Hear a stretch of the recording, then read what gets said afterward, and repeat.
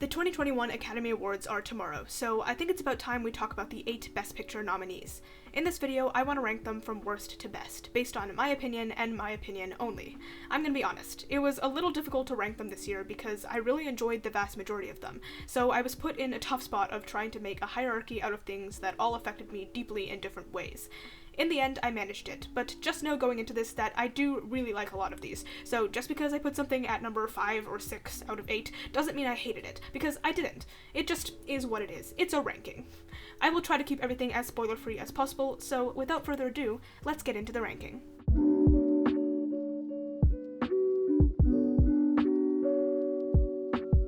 Mank follows screenwriter Herman J. Mankiewicz as he struggles to finish writing Citizen Kane, and details all the people who impacted him in the time and potentially helped him write it. I thought it was good enough on a first watch. I actually enjoyed it in the moment, but after watching it, it melts into nothing.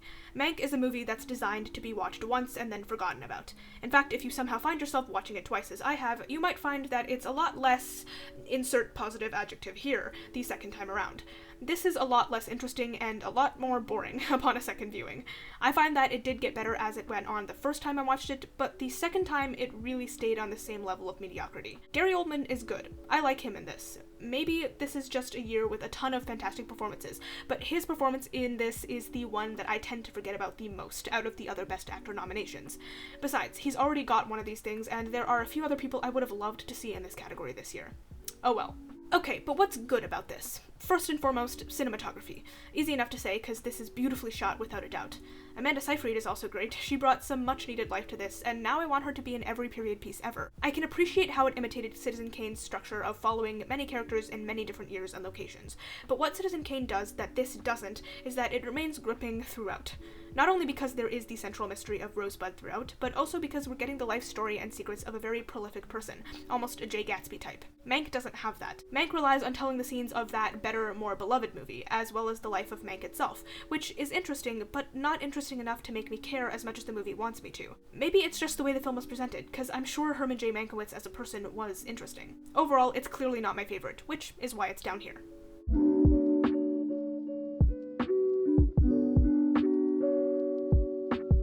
The Trial of the Chicago 7 tells the true story of 7 activists in 1968 who led a protest against the Vietnam War, which turned into a violent clash with police.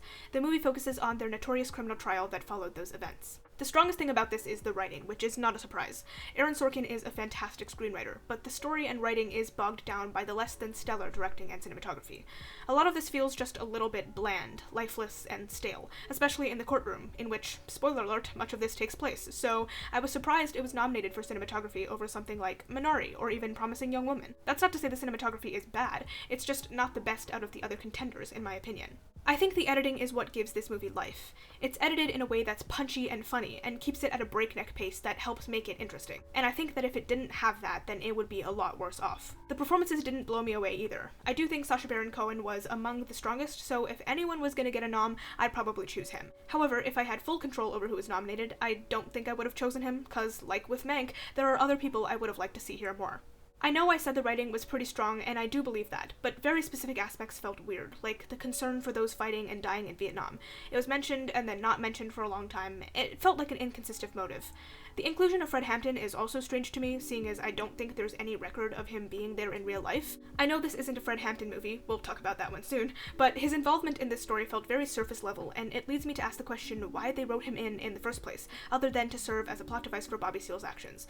I don't know, it's weird. Another strange writing decision, and I suppose a directing decision as well, is the ending of the movie.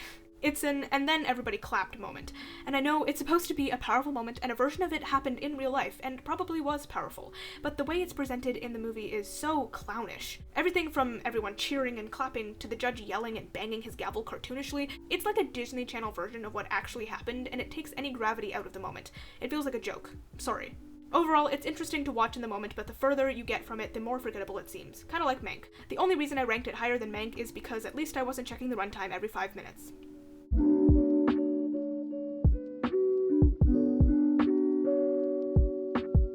Promising Young Woman follows a woman who's been traumatized by something in her past as she takes revenge on the same predatory people who hurt her. First and foremost, Carey Mulligan is absolutely amazing. I love how she plays this character. The differences between when she's teaching her lessons and when she's just being herself. It's a tangible shift you can feel, and you can see the subtleties and nuances within each version of her. Watching her in this is astounding, terrifying, and heartbreaking. She is the star of this show in every sense. The cinematography is beautiful. I love the light bubblegum candy aesthetic because it offers a stark contrast as to what the movie is actually about. There are so many symmetrical cookie-cutter shots that are gorgeous, but again, they add that contrast seeing as her life is actually spiraling out of control and has been for years now. Costume design is great too. So many of her costumes are flowy, bright, feminine, reminding you she's a regular young woman, or she would be a regular young woman had it not been for all of this stuff.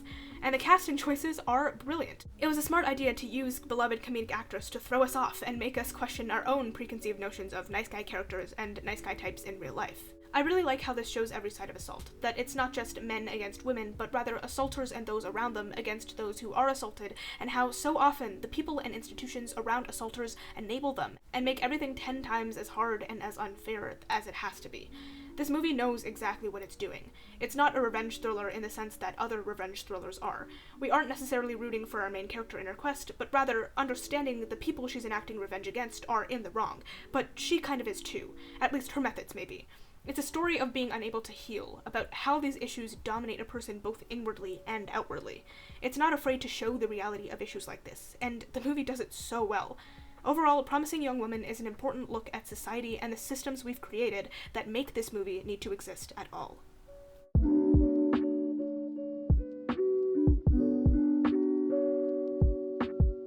The father follows an older man experiencing dementia and refusing help from his daughter or anyone else around him.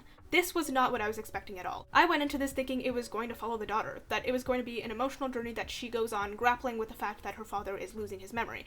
But this is actually told from the perspective of the father, as he grapples with losing his memory and not having a grasp on his surroundings and reality. And while I think both premises would have been great, I'm so glad this turned out to be the second one. Again, performances are incredible. Olivia Colman is great, but this is Anthony Hopkins' movie through and through. He is completely this character, so much so that I forgot he's not going through this in real life, as far as any of us know. Watching him is scary, concerning, and heartbreaking. One of the coolest things about this is that it sort of employs horror thriller tropes, non-linear storytelling, memory gaps, making you question if what you're watching is true, or if some of it is, and if so, which parts. It puts you in the mindset of someone who would be experiencing this so expertly that it's honestly scary to watch because you are him. Even when you think you know what's happening, things change, new developments are introduced, and suddenly you're up in the air again. And it makes sense to tell this story in this way, because this is the kind of real-life horror that a lot of people experience. Slowly losing your sense of reality with absolutely nothing to be done about it would probably be terrifying. So in that sense, this film 100% succeeds at what it's trying to do. I also love that it's not trying to lay clues or hints as to what's actually going on, like other movies that deal with the idea of what is real and what's not due, which, again, seems deliberate. There are no clues or explanations because in real life, there are no clues or explanations. It happens or it doesn't, and you don't know how to figure out what's real and what's not. Overall, The Father is a terrific feat that definitely warrants a watch.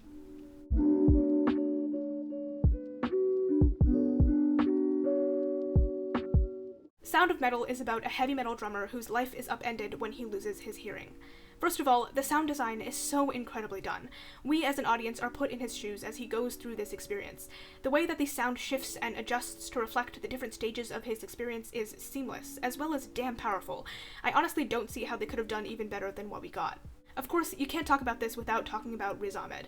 His performance is incredible to watch, so full of fear, stress, uncertainty, devastation, and he's also very much like an addict. In fact, his behavior in this is likened to that of a drug addict who's always on the edge, looking for the next hit, or in this case, looking for a fix to something that isn't something to be fixed. Riz Ahmed captures it all perfectly. Everybody else brings it for this too. Olivia Cooke does both the rocking screamo performer, but also the heavier, moving portrayals of a girlfriend who finds her life also turned upside down. Paul Raci delivers a superb performance as the mentor who is clearly full of love, but also a lot of pain when dealing with our main character. And that's what a lot of this movie is. Love and pain. It's the pain of losing a very fundamental part of yourself, but the love at finding a new life.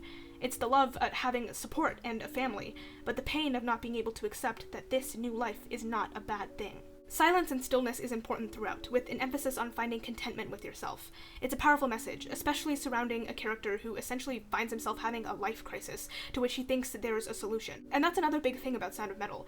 It makes sure to emphasize the fact that deafness, or any disability for that matter, is not something that needs to be fixed. It's not a problem or an ailment or something that ends your life and leaves you with nothing.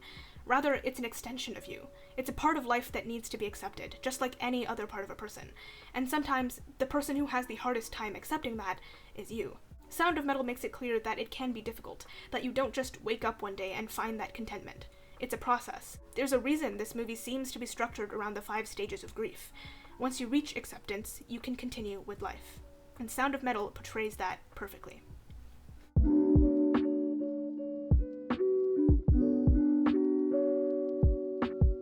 Nomadland follows a woman who, after losing everything in the Great Recession, becomes a van-dwelling nomad and journeys across the western United States. First of all, the cinematography is gorgeous. Everything in this movie is shot with such a loving hand, and it comes through so strongly. I love how this movie is both quick and lingering. We get really long tracking shots, watching our characters walk and live and breathe, which lets us also walk and live and breathe with them.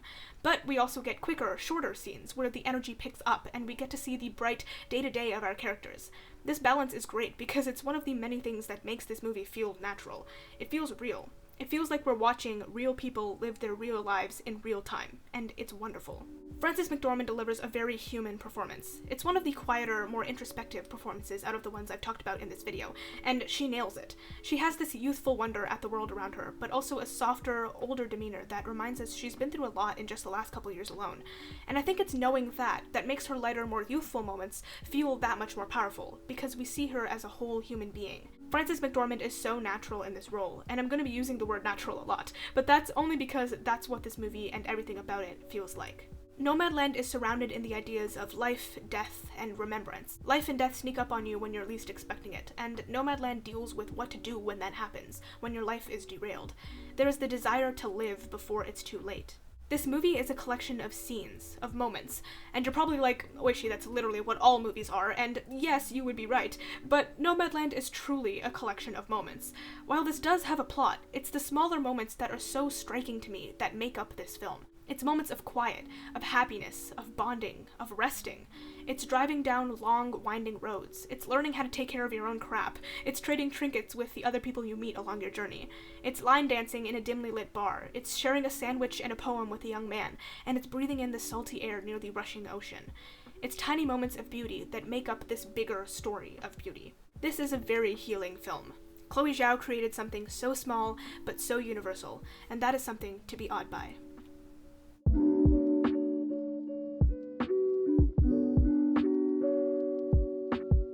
Minari follows a family of Korean immigrants who have just moved from California to Arkansas in hopes of starting a prosperous farm. Minari is written so intelligently. It's simultaneously tender and wholesome, snarky and hilarious, and difficult and heartbreaking. Each shift in tone is well thought out and smooth, making for a full viewing experience in which each tone hits just as hard as the others, making an impact on your emotional state. And for a film like this, emotional state is important because of how much this is driven by emotion. Along with balancing tone, it balances perspective. We understand so fully what makes these characters tick, why they do the things they do. We see the story from all of them, the optimism turned to stress from the father, the distaste and pain from the mother, the youthfulness that's slowly maturing in the daughter as she starts to understand more of what's going on, the maintained youth from the son who still doesn't fully get the intricacies of their lives, and the mischievous grandmother trying to connect with both her kids and grandkids while also trying to hold everyone together. This is every character's story. Lee Isaac Chung's directing and Lachlan Mills' cinematography takes what this movie is about and wraps it in that visually. Minari is shot with a tangible tenderness, dreamlike, hazy even, but also straight cut and to the point when the haziness is slowly sloughed off. I would have loved to see Lachlan Mill get a cinematography nomination for this, because he really made something gorgeous. Pair the cinematography with Emile Mosseri's beautiful score, and the atmosphere created in Minari is so present. Like Nomadland, the performances in this don't feel big and in your face with how good they are. Rather, they're smaller, more inward and introspective, and once again, so authentic and natural that you forget you're even watching actors. The actors blend into their characters to deliver performances full of optimism, love, and heart, but also frustration, desperation, and exhaustion. Sometimes when I'm watching a performance that is big and in your face with how good it is, I have a moment where I sit back and think, holy crap, this performance is amazing. But with Minari, I never had a singular moment where that happened, because of how quiet this is. It was only after I finished this movie that I sat back and thought, holy crap, those performances were amazing. I think the subtlety of it all is what makes this as good as it is. If Nomadland is a very specific story that becomes universal, Minari is a very universal story that becomes specific.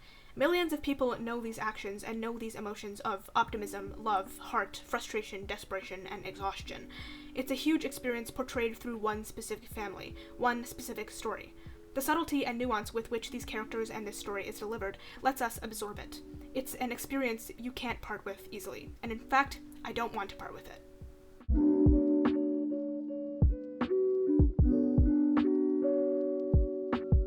Judas and the Black Messiah tells the story of Fred Hampton, deputy chairman of the Illinois chapter of the Black Panther Party.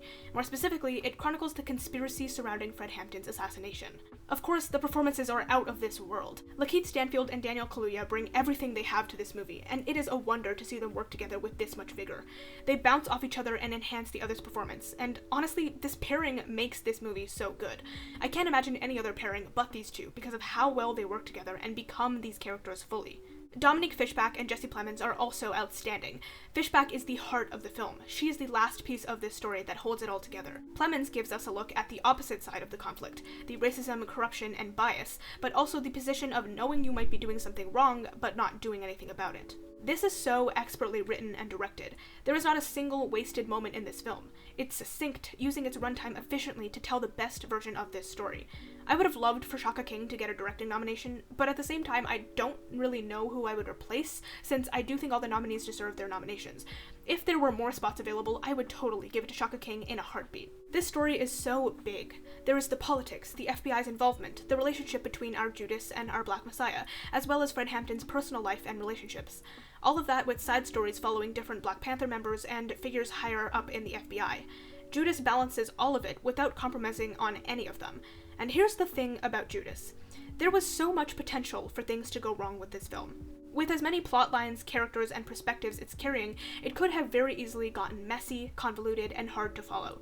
It could have been trying to do all of these things, and in doing so, it could have not done anything at all. It could have been a train wreck of a film. But it's not. It's a masterpiece that succeeds at doing everything it set out to do, which makes it all the more impressive. Again, this is a big story with even bigger characters, talking about even bigger topics. Not only is it a good film, but an important one. This story is not one I knew much about. Being Canadian, the Black Panthers are not part of our education, but from the reviews I've seen, it seems it's not a huge part of American education either. Disappointed, but not surprised. Films like this tell the stories that otherwise get suppressed, glossed over, and forgotten about. They make sure these stories aren't lost to time, that both young and old people today know what their education systems aren't telling them. Because the honest truth is that without people like Fred Hampton and so many others, this film could never be made. And it's clear we need films like this.